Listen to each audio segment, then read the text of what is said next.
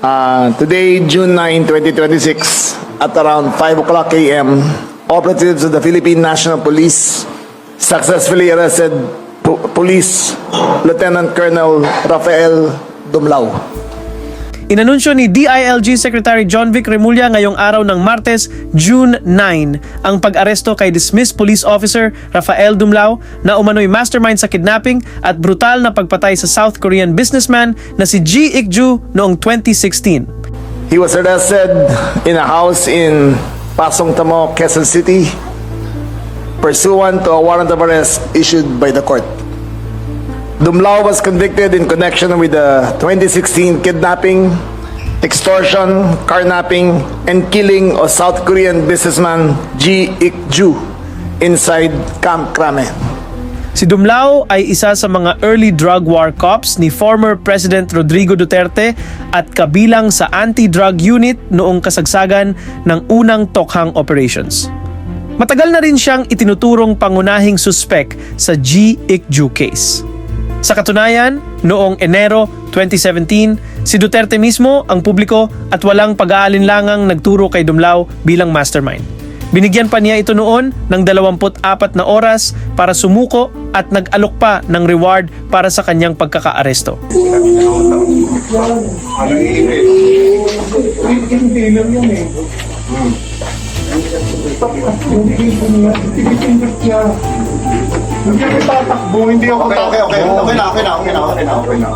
Pero biglang nag-iba ang naratibo noong Marso 2019. Sa halip na si Dumlao, si dismissed Police Colonel Eduardo Asierto naman ang inakusahan ni Duterte na nasa likod ng kidnapping at pagpatay kay Ji Ik-ju. Lalo na ito si Asierto.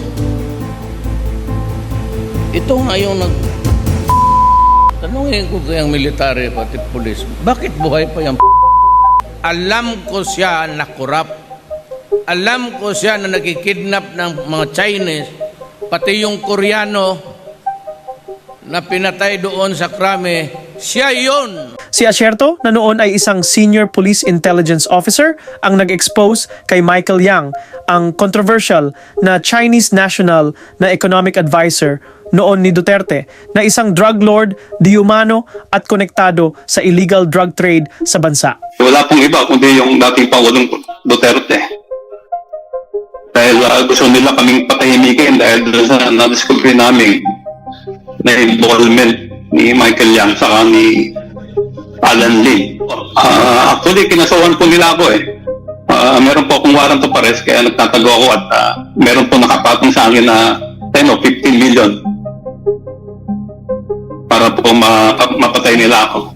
Sa kanyang 2017 Confidential Intelligence Report, pinatunayan ni Asierto na si Yang at ang kanyang associate na si Alan Lim, na kilala din sa pangalan na Lin Weixiong, ay mga major players sa shabu trade sa Mindanao since the early 2000s.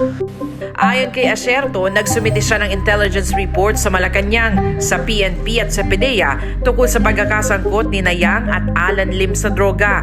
Pero wala raw naging aksyon dito, lalo na ang Pangulo. You are a idiot, Asierto. Kasi alam ko na, sabi niya, hindi ko raw binigyan ng importansya. Bakit ko bigyan ng importansya? Kayo yung imbestigar, di gawin yung trabaho ninyo. Nakadetalye sa report ni Asierto ang mga drug labs, smuggling at connection sa mga Chinese drug syndicates na kung saan na-link din ang anak ni Digongyo na si Pulong Duterte bilang miyembro umano ng Chinese drug triad. Merong tattoo ng triad si Mr. Paulo Duterte. Inamin niya na meron siyang tattoo. Ngayon, tinatanong ako ng ebidensya. Ang ebidensya po ng membership ng triad ay yung tattoo mismo kasi meron siyang sacred digits. Ngayon, kung willing itong si Vice Mayor Duterte, pipicturean natin tapos papadala natin sa USDA para i-decode. Kung willing ka lang naman. Kung willing ka lang naman. Are you willing, Vice Mayor Duterte? No way. Oh, no. Mr. Chairman, Mr. Chair, I'm sorry. Mr. Chair, no way. You should not be afraid na may mapa-find out dyan. Vice Mayor. I already answered the question, Mr. Chair. So ayaw mo talaga? ayaw mo talagang ipakita dahil baka may madikod nga. Ganon. Mr. Chair, ilang beses ko ba sagutin na ayaw ko? Ang problema, matagal nang natukoy, naaresto at nakasuhan noon ang mga pangunahing suspek sa kaso kabilang si Dumlao. Maging ang PNP sa ilalim ni then Chief Oscar Albayalde ay nilinaw na walang na-establish na direct o indirect link si Asierto sa G. Ikju case. Pati yung Koreano na pinatay doon sa krame, siya yun. Kilala ko yung Chinese eh. That Chinese guy Yang is always in the company of the ambassador of China. And every time Premier Wang of China comes, he is always a part of the entourage.